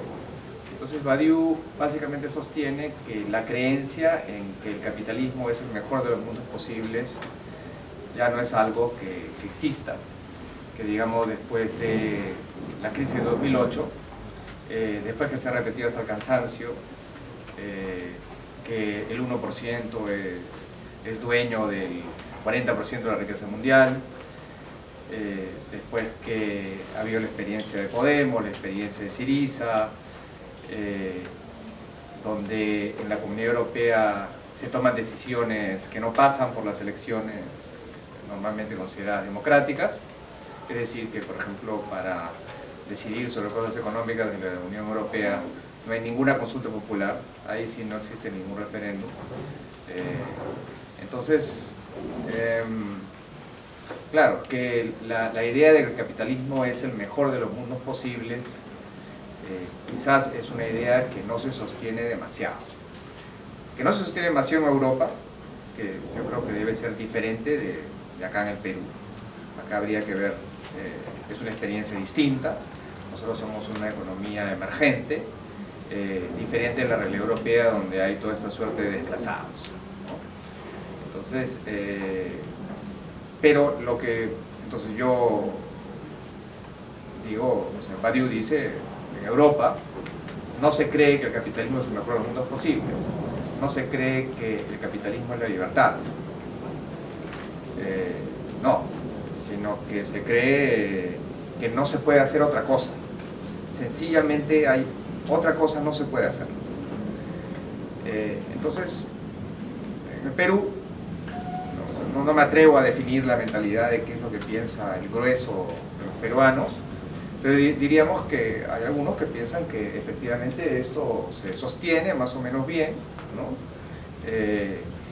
Y otros que sostienen que no se puede hacer otra cosa. Bien, entonces, claro, en ese sentido el capitalismo sería el mal menor. El famoso dicho de Churchill, la democracia es un sistema malo, pero es el menos malo, se llevaría también a la cópula democracia capitalista, digámoslo así. Ahora, ahí estamos todavía al nivel de la ideología como superestructura, ¿no? La ideología como una persuasión a través de la mente, a través de las percepciones, a través de los dichos, etc. Pero hay otra parte en Marx que es por supuesto, la teoría del fetichismo de la mercancía, ¿no? En que la mercancía tiene un brillo y la mercancía a mí me hace olvidar que ha habido todo un capital social que ha generado el valor de la mercancía, y yo creo que el valor de la mercancía está en la misma mercancía. ¿No? O sea, veo el brillo de la computadora y digo, wow, el valor se encuentra precisamente ahí, y no efectivamente en todos los obreros, administradores, inversionistas que han creado eso que está ahí. Lo que trae esta segunda dimensión es que la ideología es una concepción de una captura ideológica. El hecho de que yo sea capturado ideológicamente creyendo que la mercancía tiene ese mismo valor, es una captura ideológica que no está en la persuasión mental, sino que estaría más bien en la realidad material. Es decir, en la realidad material habrían cosas que sostendrían que el valor está precisamente en la mercancía y no, como sabemos de manera marxista, a través de toda la organización social. Bien, y ese es, digamos, algo bastante importante en la teoría de la ideología, para mí, porque sostiene que la ideología es algo que está en nosotros desde el mero hecho que vivimos en esta sociedad. Es decir, que una de las grandes justificaciones del capitalismo es que el capitalismo existe. El capitalismo es algo en el cual vivimos, en el cual tenemos que adaptar, que efectivamente tenemos espacios en los cuales podemos realizar estas críticas, y por eso es importante el espacio de emancipación, donde se puede efectivamente criticar y pensar en algún otro horizonte, pero que, bueno, acá salimos y vamos a tomar el micro o el taxi y regresamos a nuestros trabajos, y entonces de alguna manera tenemos que adecuarnos a lo que es, ¿no? Adecuarnos a lo que existe, y por el simple hecho de participar en lo que existe ya estamos nosotros embaucados en la ideología capitalista, ¿no? Es, por ejemplo, el ejemplo que le doy a mis alumnos en el salón de clase, ¿no? El profesor no tiene por qué saber, el profesor puede ser un ignorante, pero en el salón de clase generalmente las carpetas de los estudiantes están homogeneizados, y como acá el profesor, digamos, tiene su plumón y está cerca de la pizarra, mientras que los estudiantes no tienen pizarras. Entonces, antes de que yo entre a la clase, antes de que yo demuestre el conocimiento o la falta de conocimiento, ya hay algo ideológico en la estructuración material que permite efectivamente creer que el profesor sabe, que el conocimiento pasa por el profesor, ¿no? Y que él es efectivamente la fuente de saber. Bien, entonces hay, digamos, la disposición misma de cómo son las cosas en nuestro mundo cotidiano sostiene la existencia del capitalismo. Es decir, el capitalismo se justifica a sí mismo por su propia existencia, ¿no? No solamente por su propia existencia, por supuesto, la cuestión de la persuasión es bastante importante, pero por eso mismo es la teorización de Marx del partido como esta tiene que tener acción social. Es decir, el partido tiene que transformar la realidad, porque la transformación de la realidad en sí es precisamente una modificación, una crítica de la ideología. Es decir, si la realidad está ideologizada, la transformación del partido de la realidad es una acción antiideológica. En ese sentido, no quiero bregar hoy en día por el partido y la vieja vanguardia política, pero sí sostener que quizás una de las cosas más importantes, o una de las cosas importantes a la par de este tipo de críticas ideológicas, acciones que escapen al capitalismo, ¿no? Por ejemplo, como los tupamaros en Argentina, ciertos quizás organizaciones colectivas, ciertos, entre comillas, negocios, que de alguna manera funcionen bajo otros supuestos, porque eso efectivamente es lo que niega en la realidad material que el capitalismo es lo único que puede ser, ¿no? Bien, eso en primer lugar. Lo otro, ya que tengo 5 minutos, creo, 5 minutos, ¿no? lo último que se trajo a colación, que me parece muy importante, ¿no? Aquello en el cual ha devenido la izquierda, ¿no? Me pareció muy bueno el ejemplo del esclavo, ¿no? El esclavo, se hace mal en pensar que el esclavo está listo para escapar porque él es libre, ¿no? Y sí, justamente eso mismo estaba pensando cuando, con respecto creo que no me acuerdo cómo se llama el actor, Samuel Jackson, en la película de Tarantino, Django, este esclavo que defiende su propia dominación, se defiende a sí mismo como dominado, ¿no? Y lo defiende con furia, con una furia tremenda. Entonces, efectivamente, ¿no? Hay ideologización, hay personas que no están conscientes de sus cadenas. Y entonces, el modelo anterior, el modelo, digamos, de los años dorados del marxismo, era precisamente que había una vanguardia política, la vanguardia del proletariado, ciertos líderes que podían desideologizar a las masas y, digamos, llevarlos a su libertad, ¿cierto? Ese era un modelo.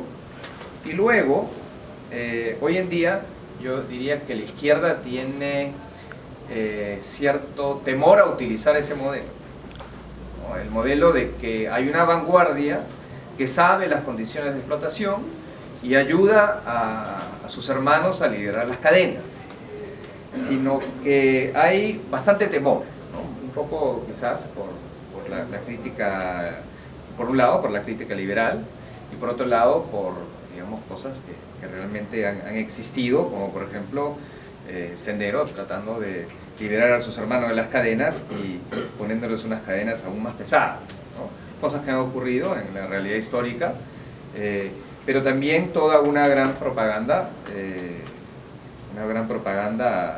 liberal. Entonces, la izquierda un poco tiene miedo a asumir esta posición de liderar a sus hermanos más allá de las cadenas capitalistas, por decirlo así, y asume efectivamente, creo yo, hasta cierto punto, un liberalismo light, ¿no? Un liberalismo cuyo límite serían pues un Estado. Hemos visto que Verónica Mendoza hablaba mucho del Estado, un Estado que proteja a los ciudadanos, pero digamos, se trataba de un Estado que podía regular, un Estado que podía proteger, ¿no?, a los ciudadanos, impedir, por ejemplo, que se den ciertos abusos en la escala laboral o impedir que empresas mineras exploten una laguna sin el consentimiento en busca de metales sin consentimiento de las poblaciones. Entonces, básicamente la izquierda tiende a asumir hoy en día una posición ética, regulatoria, defendiendo el Estado, un Estado más fuerte, defendiendo la transparencia de las instituciones y sosteniendo digamos, la democracia institucional, ¿no?, con elecciones y representación del Parlamento, cosa que por supuesto 50 años antes no hubiera sostenido.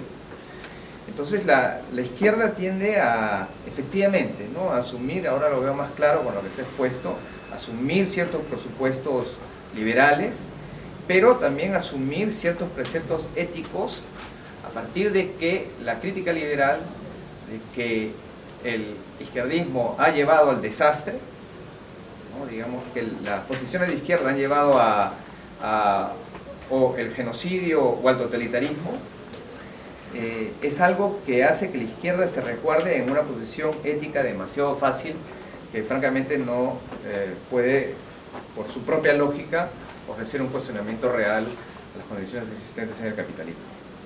Bien, y que efectivamente, ¿no?, en ese sentido hay que hacer la historia nosotros. Es decir, han habido errores, ¿no?, como lo que mencionaba, ¿no?, se instauró esta burocracia estatal, hubo un fenómeno como Sendero Luminoso, o sea, no se puede decir que ese proceso revolucionario fue bueno, no se puede decir una cosa así. pero cuando uno simplemente utiliza las herramientas totalitarismo, genocidio, defensa de derechos humanos, violación de la libertad individual,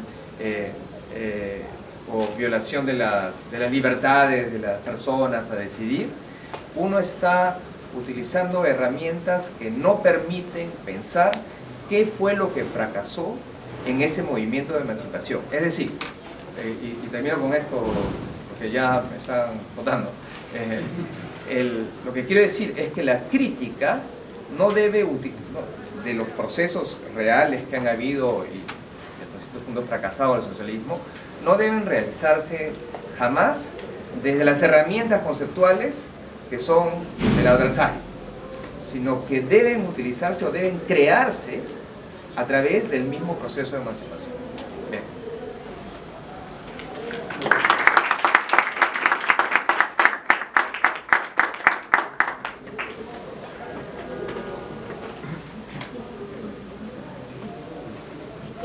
Bien, muchas gracias a la participación de los expositores el día de hoy, también a Juan Carlos Solís por sus comentarios.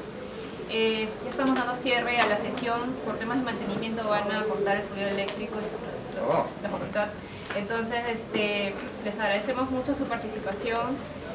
Nosotros continuamos todavía con el círculo de estudios, por lo tanto 2 sesiones más.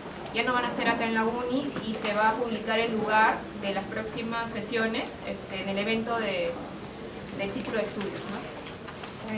Más bien, nosotros queríamos señalarles también que si es que desean hacer algún aporte voluntario, en la parte posterior hay un compañero que les puede recibir y estaríamos muy agradecidos de antemano. Bien, gracias.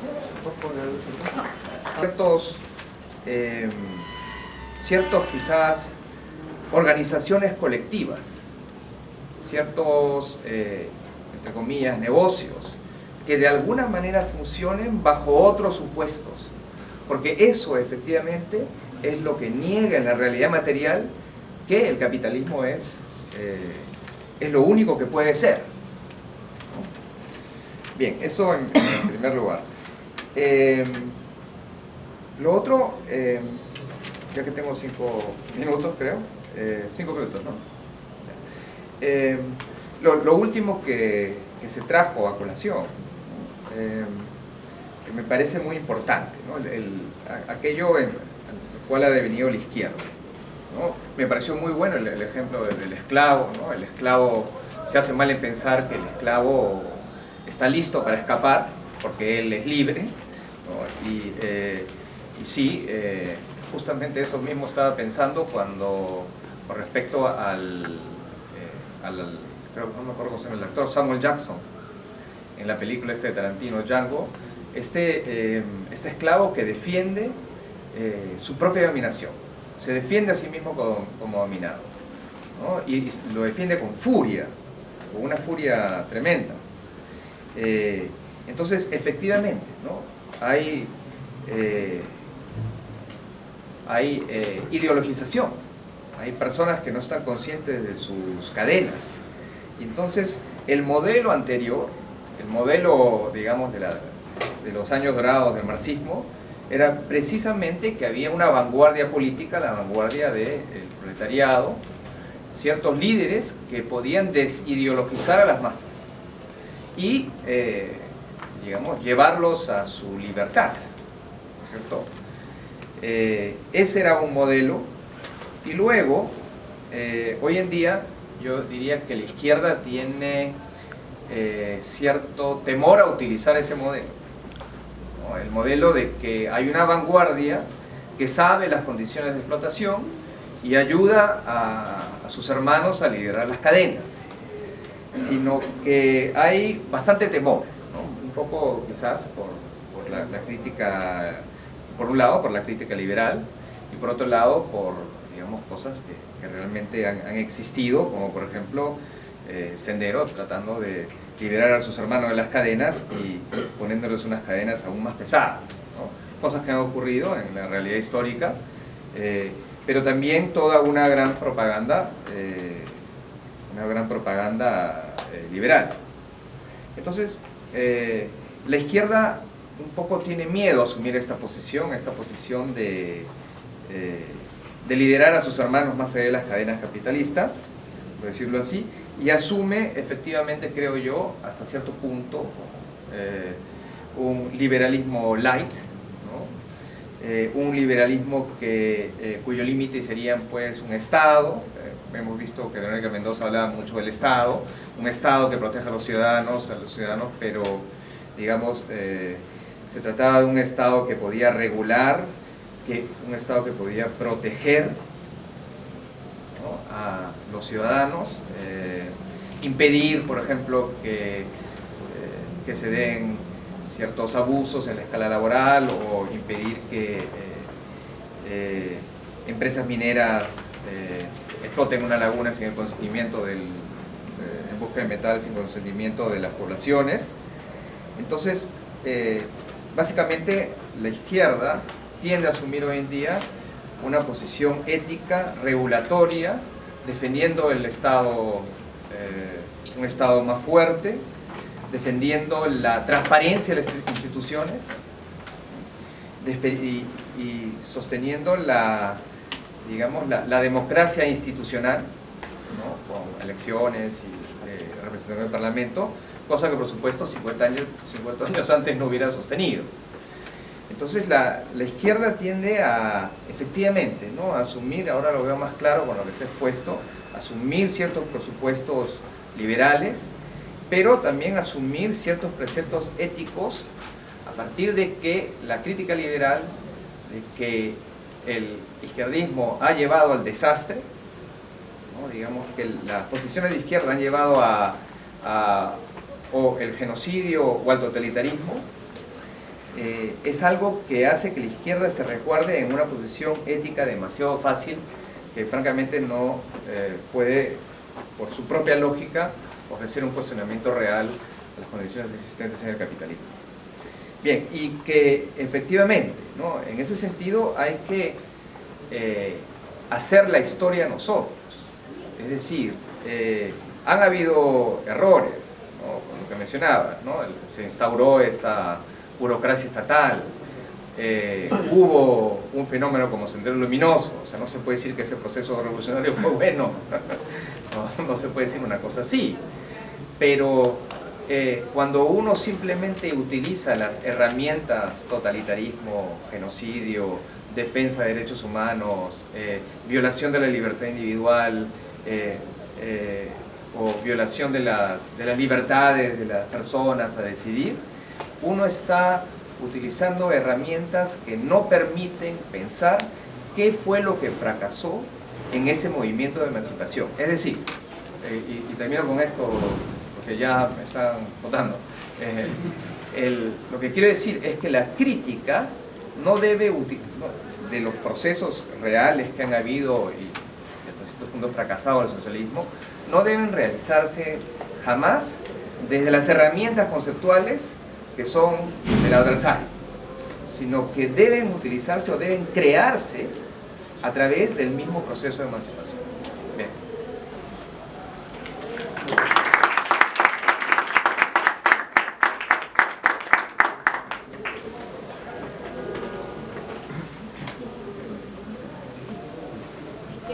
Bien, muchas gracias a la participación de los expositores el día de hoy, también a Juan Carlos Luis por sus comentarios. Ya estamos dando cierre a la sesión. Por temas de mantenimiento van a cortar el fluido eléctrico y la facultad. Entonces, les agradecemos mucho su participación. Nosotros continuamos todavía con el círculo de estudios, porque están 2 sesiones más. Ya no van a ser acá en la UNI y se va a publicar el lugar de las próximas sesiones en el evento del círculo de estudios, ¿no? Más bien, nosotros queríamos señalarles también que si es que desean hacer algún aporte voluntario, en la parte posterior hay un compañero que les puede recibir. Estaríamos muy agradecidos antemano. Bien, gracias.